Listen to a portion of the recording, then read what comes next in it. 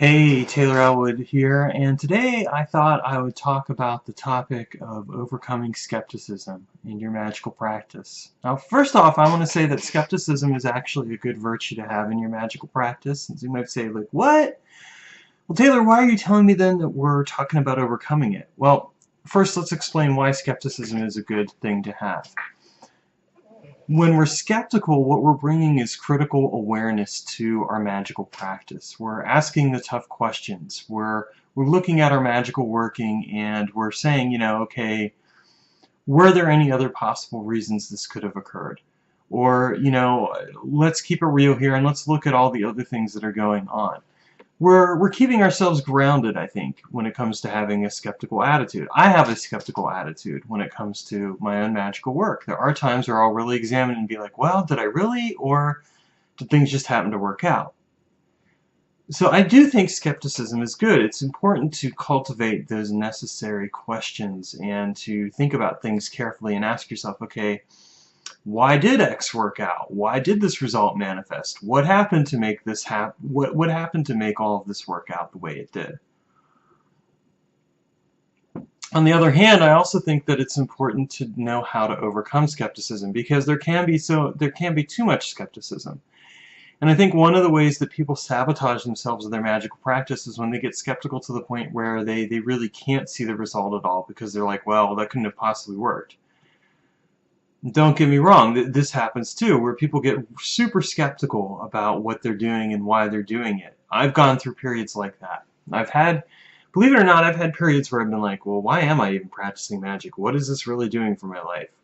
Why am I making my life more complicated by doing this thing, and then leading myself to believe that it's going to do X, Y, and Z? Why have I felt that way? Well, because I think any magician has that kind of reaction at some point to their magical practice. In fact, I actually think it's a sign that a person is actually developing in their magical practice when they start to critically question what they're doing and why they're doing it, because it means that you're really taking the time to examine, well, what is this?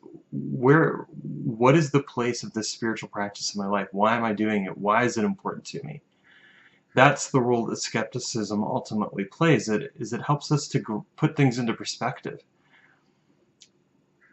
At the same time, I will tell you that I've also gone through, I've also had those, I've also inevitably found that as I've gone through those periods of my life that eventually I've come back around and been like, yeah, magic makes complete sense. In fact, it usually doesn't take that long. And the reason why is because of what I look for when I'm a skeptic. If I'm doing a magical working, I don't just look at the working itself. I look at the circumstances around the result. That, what were the factors that caused things to start aligning? And when I start seeing how improbable some of those factors were, that's when I begin to recognize that, yeah, I obviously did something because, magic obviously worked because here are these things coming together that probably wouldn't have come together otherwise, but I was able to, with my magical working, set the possibilities up, align everything together, and now here's the result. So I think that, how do you overcome your skepticism? You overcome your skepticism by actually taking a look at not just the result, not just the magical working, but at everything around it. What are the circumstances that happen to make it occur? Could those circumstances have occurred without magic? If so, what would have been involved in order to make them occur? Consequently, is magical a viable alternative for explaining why things came together? And if you find that it is, then at that point you start to conclude, well, I guess there is something to this thing called magic that we're doing. It's okay to be skeptical. It's good to be skeptical. It's good to critically examine what you're doing and why.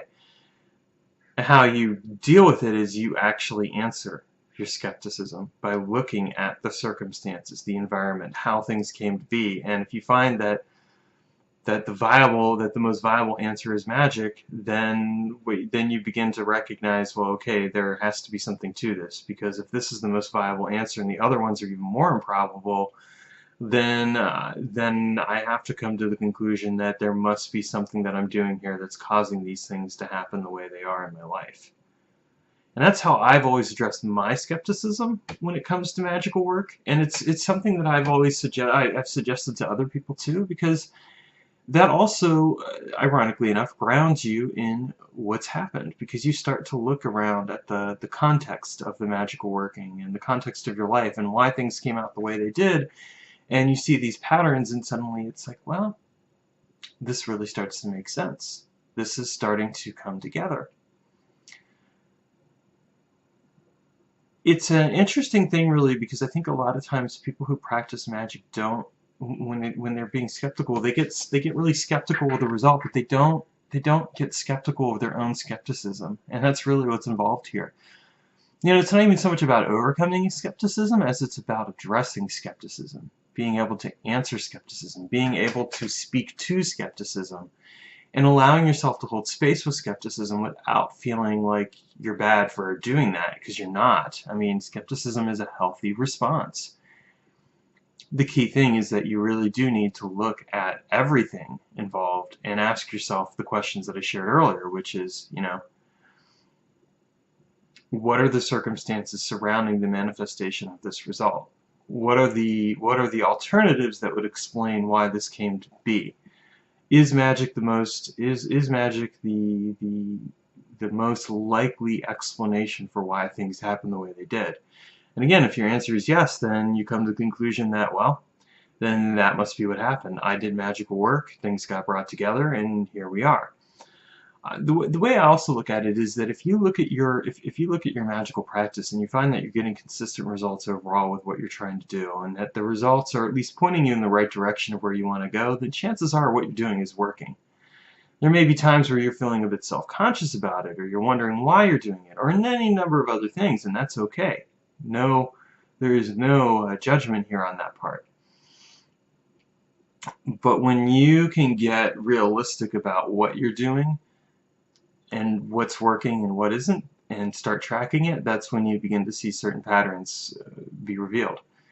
Now at this point you might say, well, that sounds great, Taylor, but what happens if my magical workings aren't getting results? What happens if my life isn't going the way that I want it to? Isn't that a sign that magic doesn't work?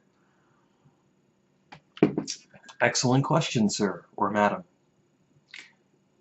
So I'm going to tell you that speaking from my own somewhat recent experiences, where, you know, I went through this period of life where everything seemed to be going wrong and not working out. Magic is not a cure-all. It will not solve all your problems, and there are things that you need to be willing to do on your end as well to make things happen on the mundane level. And I know people don't like to hear that, because people have this idea, this Hollywood idea of magic, that, you know, magic is like Hollywood, like Harry Potter or whatever else, you know, that you just whisk a wand or say some words or whatever, and boom, presto changeo, everything's taken care of. And yes, I mean, there can be some aspect of that to magical working, but there's also the mundane reality. What are you doing to stack the deck in your favor? What are you doing magically and mundanely to make things happen the way you want them to? When I look at my own circumstances and why things turned out the way they did in 2017, where, you know, basically my business has crashed and burned, I mean, I can tell you right now that it was definitely on me, 100%. I mean, there were there were activities I was doing that just were not helping me get where I wanted to go. I was way too scattered. I didn't have the requisite focus I needed in terms of what I was trying to do. I was dealing with self-sabotage. There were lots of other things. It's a whole convoluted story. What it really boiled down to in a lot of ways is that I really wasn't being true to myself.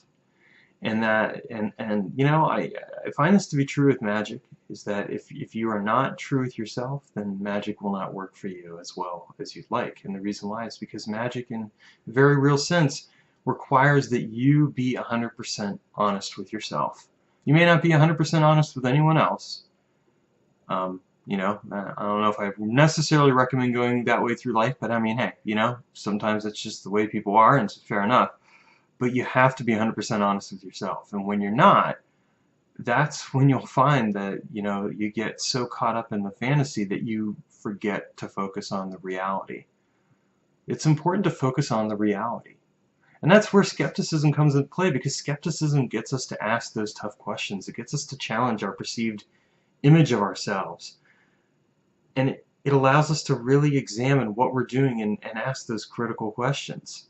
And, you know, I've spent the last year doing that myself. I've come up with a lot of conclusions, figured a lot of things out. My life is in a much better place now because I did what I needed to do to really examine some hard truths that I had to face. They weren't easy, but I had to do them. So you know, this is why it's important to have skepticism, because skepticism is kind of your hard truth. You know, it's like, okay, bam, that's what you're going to have to deal with. That's what you have to face. That's what you have to come to terms with. But remember also to look at the circumstances around those results. Well, what, you know, this result manifested. Well, what caused it to manifest? Could it have been something else? Maybe. But if so, how probable is that versus what I did? Or is this even a chance where magic may have aligned with the thing that was happening, and that it actually makes sense that magic would make it happen because it just took advantage of what was already there? So that's kind of my thoughts on how you deal with skepticism in magical practice. I think that skepticism is healthy and good. I think being skeptical of your skepticism is also healthy and good. And just remember, at the end of the day, you just have to be 100% honest with yourself. That may not be easy. In fact, I can tell you it isn't. But if you are, it will lead to a much more rewarding life, because you'll always know that you're shooting straight on your path instead of getting diverted somewhere else. And as someone who's learning that painful lesson the hard way, you know, sometimes you just have to stop and take a critical look at what you're doing and where you're going, and ask yourself, am I being true to myself? If you're being true to yourself, then great. And if you're not, then it's time to change course. Alright, thanks for watching this video, and I hope you have a wonderful rest of the day.